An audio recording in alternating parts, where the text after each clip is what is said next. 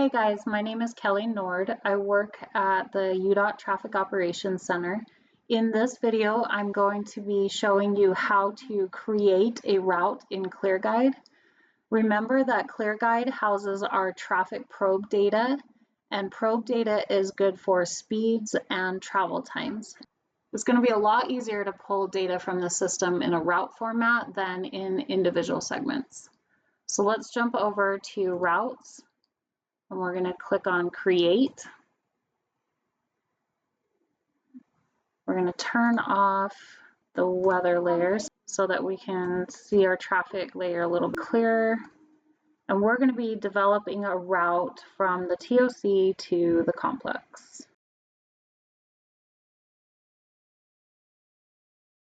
So we're going to make sure that our route layer is activated. We're on Create. So we're going to click our first point, highlight the section that you're working on and say Start Route. Now we're going to come down here to the complex.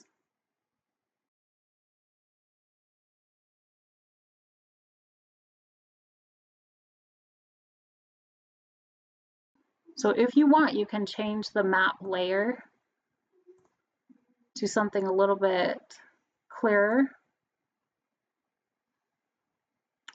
And go back to our Create Route, and we're going to find the complex here. And we're going to choose this point right here. I'm going to say End Route.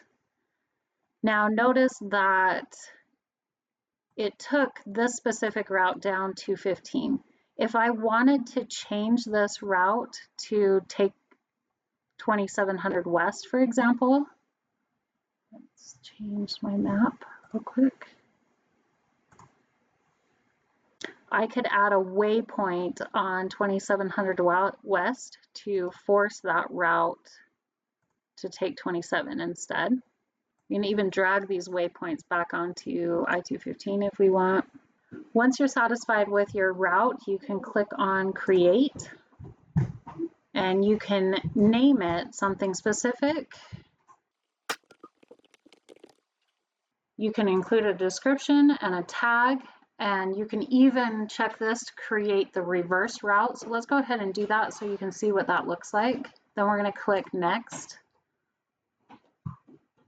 And notice that this is the reverse route, and it's taking a little bit of an odd direction. So let's go ahead and fix that.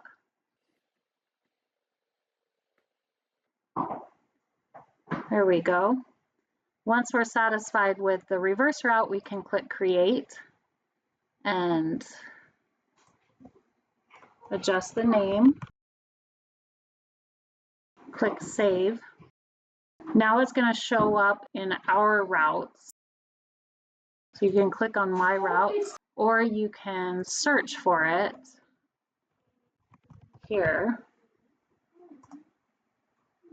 And notice it'll bring up these two routes.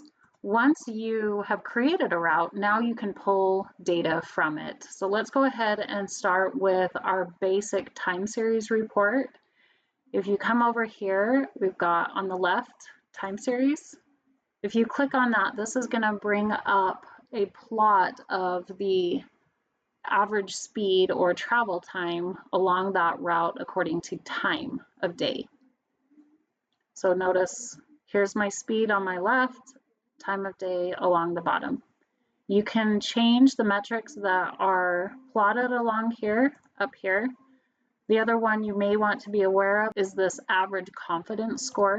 If you add that to the map, this is going to show you how confident here is in the data quality for that route.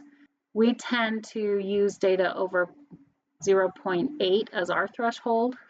Another cool feature about this graph, if you want to zoom in to a specific section, you click and drag, and that will zoom the map in. You can also export this information into a CSV or an Excel file and manipulate it further from there. You can change the granularity up here or the day of the week. You can also add additional time constraints for when you're pulling data. There are a number of other reports available to you, and we'll be covering those in the next video.